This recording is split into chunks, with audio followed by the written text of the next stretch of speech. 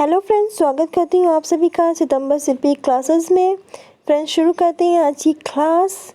आज की क्लास में जो हम लोग पढ़ने जा रहे हैं वो इम्पॉर्टेंट है। आप होम साइंस या कोई भी टीचिंग एग्ज़ाम देने जा रहे हो, आपके लिए इम्पॉर्टेंट है। आज जो हम लोग पढ़ेंगे वो पढ़ेंगे चिकित्सीय भोजन का आयोजन करते समय हमें क्या क्या बातें ध्यान रखनी चाहिए, इनको हम ध्यान से पढ़ेंगे।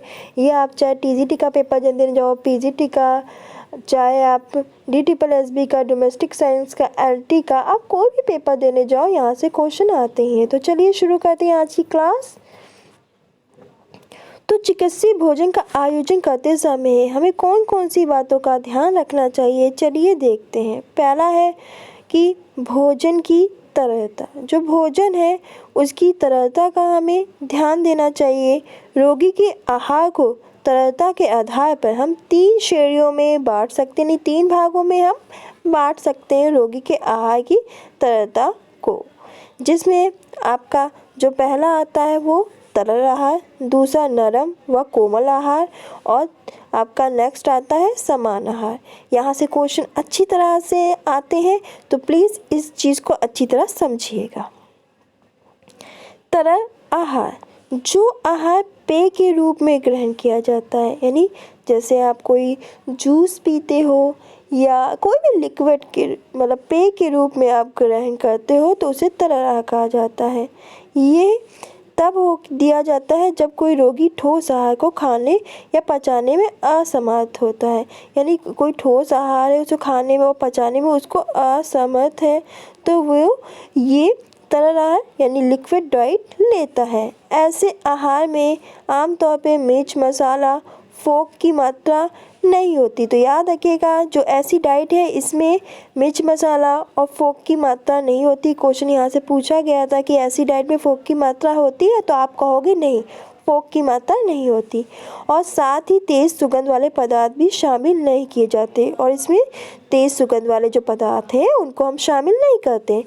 तरल आहार तब दिया जाता है जब रोगी को भूख ना लगे या उसकी दशा अत्यंत खराब हो गई हो, यानी कि रोगी को भूख ही नहीं लग रही है और उसकी जो दशा है, कंडीशन बहुत ख़राब हो गई हो, तब हम तरल आहार देते हैं। और तरल आहार आपके 2 प्रकार के होते हैं, एक पूर्ण तरल आहार और एक अर्ध तरल आहार, यानी फुल लिक्विड डाइट, और एक होती है सेमी लिक्विड डाइट। पूर्ण तरल आहार, जो खाद्य पदार्थ समान ताप क्रम पर तरल रूप से रहते हो, यानी जो खाद्य पदार्थ जो नॉर्मल टेम्परेचर पर तरल रूप से रहते हैं, अथवा जो भोज्य पदार्थ कच्चे रूप में अथवा पकाकर तरल रूप में लाए जाते हैं, वही पूर्ण तरल आहार के अंतर्गत सम्मिलित किए गए हैं। ये आहार समानता अधिक पतला होता है, छना हुआ होता है। ये पूर्ण पौष्टिक नहीं होता। रोगी को केवल तब तक दिया जाता है जब तक रोगी नरम भोजन खाने योग्य ना हो जाए। ये तरल आहार जो है वो तब तक दिया जाता है जब तक जो रोगी है वो जो नरम आहार खाने के लिए योग्य ना हो जाए, यानी नरम आहार आराम से खाने ना लगे। तीव्र ज्वर है, शल्य क्रिया है, तीव्र हृदय रोग है, जठर शोथ है या किसी अन्य रोग की स्थिति में पूर्ण तरल आहार दिया जाना चाहिए। यदि रोगी की स्थिति ऐसी है कि वह तरल आहार मुंह से नहीं ले पा रहा है, तो यह आहार रबड़ की नली को जोड़कर आमाशय पहुंचाया जाता है, आमाशय तक पहुंचाया जाता है, ठीक है, जिसे हम ट्यूब फीडिंग कहते हैं। ऐसी स्थिति तब आती है जब रोगी बेहोश हो, गले या आहार नली में कोई रुकावट हो, मुंह में छाले हो, जीभ में सूजन हो, मुंह या गले का कैंसर हो, या आहार 2 या 3 घंटे बाद रोगी को दिया जाता है। खाद्य पदार्थ, वसा रहित दूध, छाछ, फटे जो दूध का पानी है, उबली सब्जियों का पानी है, मांस, हड्डियों का सूप, छान का फलों का रस, ग्लूकोज का पानी, नींबू पानी, ये सब है। अर्ध तरल आहार, ये आहार रोगी को कई दिनों तक दिया जाता है। जो अर्ध तरल आहार है वो रोगी को कई दिनों तक दिया जाता है। इसे पौष्टिक रूप से पूर्ण बनाया जाता है, इसे हम पौष्टिक रूप से पूर्ण बना सकते हैं। ये आहार रोगी को तब दिया जाता है जब वो ठोस आहार निगलने और दांत से चबाने में बिल्कुल भी समर्थ ना हो, यानी असमर्थ हो। दस्त है, आपकी उल्टी है, आत है, परिशोध आदि से पीड़ित व्यक्तियों को अर्ध तरल आहार दिया जाता है। भोज्य पदार्थ घुटी, पतली दाल, अनाज के पाउडर से बना दलिया, पतला कस्टर्ड, दूध, आइसक्रीम, घुटी हुई छनी हुई सब्जी, पतली खीर, पतली घुटी खिचड़ी, ये सब। नरम व कोमल आहार, जैसे जैसे रोगी की हालत सुधरती है वैसे वैसे तरल आहार से नरम आहार देना शुरू कर देना चाहिए। जैसे जैसे जो रोगी है उसकी कंडीशन हमें देख रहे हैं, चेंजेस आ रहे हैं, पहले से सुधर रही है, तो हमें क्या करना चाहिए इस प्रकार के, तो हमें तरल आहार से उसे नरम आहार देना चालू कर देना चाहिए। इस प्रकार के भोजन की तरलता समान व तरल भोजन के बीच की होती है। ये पचनशील सरल रेशे रहित, मसाले सुगंध रहित, नम, आसानी से चबाया सकने वाला भोजन होता है। पौष्टिकता की दृष्टि से भोजन संपूर्ण और रोगी को संतुष्टि देने वाला होता है। जिन लोगों के दांत ना हो, पाचन संस्थान कमजोर हो, शल्य चिकित्सा से पहले अथवा ऑपरेशन के बाद जो समान आहार ना ग्रहण कर सकते हो, उन्हें नम आहार देना चाहिए, जैसे मथे हुए फल, सब्जियां, चावल, दलिया, खिचड़ी, डबल रोटी, दही, रायता, पनीर, ये सब।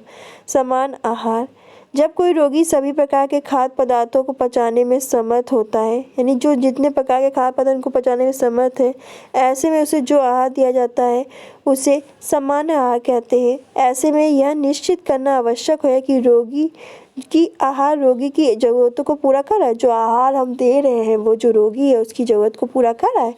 इसके लिए कई बार भोजन में कुछ पौष्टिक तत्व है, खाद्य पदार्थ की मात्रा को घटाना चाहिए, बढ़ाना चाहिए, अथवा कुछ को आहार में शामिल ना करना जरूरी होता है। ऐसे रोगी जो दुर्घटनाग्रस्त हो गए हों, जिनकी हड्डियां टूट गई हों, जल गई हों, आहार ठीक से ग्रहण कर सकते हैं, उनके आहार में प्रोटीन अधिक मात्रा में देना चाहिए। मधुमेह में शर्करा की मात्रा कम कर देनी चाहिए। गुर्दा के विकार में सोडियम की जो मात्रा है उसे कम कर देना चाहिए, परंतु अन्य खाद्य पदार्थों की उतनी ही मात्रा देनी चाहिए। जो अन्य खाद्य पदार्थ है वो उतनी मात्रा में देनी चाहिए जितनी एक साधारण श्रम करने वाले व्यक्ति को चाहिए, जितनी उस आयु की समान आवश्यकता हो। भोजन पकाने का ढंग, रोगी व्यक्ति के लिए भोजन उस विधि से पकाना चाहिए जिससे उसकी जो पोषक तत्वों की आवश्यकता भी पूरी हो सके। रोगी भोजन खाने में रुचि ले। भूल कर भी रोगी को ठंडा या बासी भोजन नहीं देना चाहिए। आप ठंडा भोजन दे दो, बासी नहीं। तले हुए मिर्च मसाले युक्त भोज्य पदार्थ, डिब्बा बंद संरक्षित पदार्थ रोगी के स्वास्थ्य को हानि पहुंचाते हैं। भाप में पकाया गया भोजन, उबला अथवा स्टू किया गया भोजन रोगी के लिए शीघ्र पचने वाला होता है। रोगी का भोजन कुछ आकर्षण विधि से परोसना चाहिए, मतलब रोगी को खाने की इच्छा हो भोजन देख के, उसके भोजन में नींबू का रस मिलाए। स्थिति में सुधार होने पर थोड़ा सा गरम मसाला भी डालें। पोषण, पौष्टिक भोजन का स्वस्थता की दशा में जितना महत्व है उतना ही अस्वस्थता की दशा में है। पौष्टिक भोजन न लेने से कुपोषण हो जाता है। प्रायः देखते हैं कि लंबी अवधि से ज्वर जैसे टाइफाइड ज्वर में रोगी को इतनी कमजोरी महसूस नहीं होती जितनी कि पौष्टिक आहार न लेने से रोगी को। ऊर्जा युक्त भोजन कम व प्रोटीन, खनिज, विटामिन युक्त भोजन अधिक मात्रा में देना चाहिए। विटामिन रोगी को सुरक्षा प्रदान करता है। खनिज पदार्थ निर्णायक कार्य करता है, इससे रोगी को जल्दी ठीक होने में मदद मिलती है। रोगी की प्रकृति के अनुसार आहार में चेंजेस आते हैं। मधुमेह रोगी के आहार में कार्बोज विशेषता शर्करा की मात्रा में कमी करनी चाहिए। कब्ज की स्थिति में फोक की मात्रा में बढ़ा देनी चाहिए। इस बात को लिख लीजिए, जो कब्ज की स्थिति होती है उसमें फोक की मात्रा में बढ़ा देनी चाहिए। अतिसार में फोक की मात्रा कम कर देनी चाहिए। जलने की स्थिति में प्रोटीन, विटामिन, जो खनिज लवणों को अधिक मात्रा में आवश्यकता होती है। अरक्तता में लोहे की कमी होने वाले बेरी रोग में विटामिन बी, क्वाशियोकर रोग में प्रोटीन की अधिक आवश्यकता होती है। इंपॉर्टेंट लाएंगे भोज्य पदार्थ, हर रोगी के भोज्य पदार्थ में कुछ साधारण परिवर्तन करके समान भोजन को रोगी के लिए हम उचित आहार बना सकते हैं। जैसे मलाई युक्त दूध के स्थान पे हम मलाई रहित दूध का प्रयोग करें।